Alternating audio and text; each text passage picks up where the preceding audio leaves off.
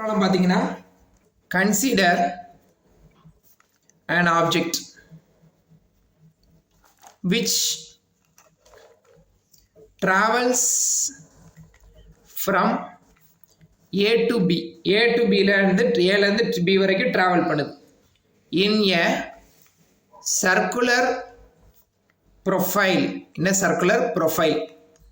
So the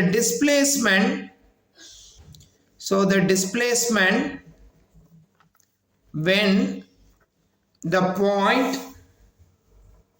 B reaches 1/4 of circle. 1/4 of circle.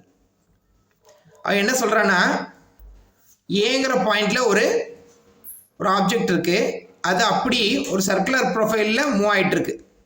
அது ஏங்கிறது வந்து 1/4 of the circle. 1/4 of the சர்க்கிளில் வரக்கூடிய நிலைமையில் ஒரு பிங்கிற பாயிண்ட் வரைக்கும் மூவ் ஆயிடுது. ஏலேருந்து பிக்கு மூவ் ஆகுது. பி வரும்போது அது வந்து பார்த்தீங்கன்னா 1/4 of the circle. 1/4 of the circle, அதாவது குவார்டர் போர்ஷன் ஆஃப் த சர்க்கிளை ரீச் பண்ணுது. ஏலேருந்து பி வரும்போது ரெஃபரன்ஸ் எடுத்தீங்கன்னா 1/4 ஆஃப் த சர்க்கிளை அந்த சர்க்குலர் ப்ரொஃபைலை ரீச் பண்ணிடுது. அப்படின்டா இதனுடைய ஏலேருந்து பிக்கு உள்ள டிஸ்பிளேஸ்மெண்ட் என்னன்னு கேட்குறாங்க. ஏலேருந்து பிக்கு உள்ள டிஸ்பிளேஸ்மெண்ட் என்னன்னு கேட்குறாங்க. இது ஆர் உங்களுக்கு தெரியும், அதே மாதிரி இதுவும் ஆறுன்னு உங்களுக்கு தெரியும். ஏன்னா இது ரெண்டுமே ரேடியஸ். ஏ டு ஓவும் ஓ டு பியும் ரேடியஸ்ன்றது உங்களுக்கு தெரியும். ஸோ ஏபி என்னன்னு கேட்குறாங்க. ஏபி ஒன்றுமே இல்லை, பித்தகரஸ் தியரம் படி. இப்போ நான் உங்களுக்கு டைரெக்டாக எழுதுகிறேன். A square AB square is equal to OA square plus OB square. ரைட்டுங்களா?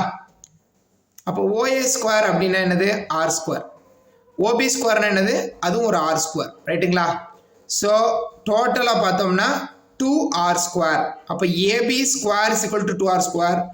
AB is equal to AB square is equal to R square plus R square 2r square. AB is equal to square root of 2r square. So calculate பண்ணோம்னா root of 2r. So இதெல்லாம் வந்து NEET based questions.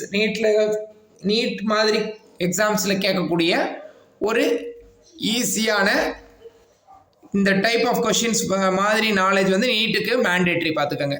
So இந்த question ரொம்ப ஈஸியான question. நான் அதை இப்போ உங்களுக்கு சால்வ் பண்ணி கொடுத்துருக்குறேன். சரிங்களா? தேங்க்யூ.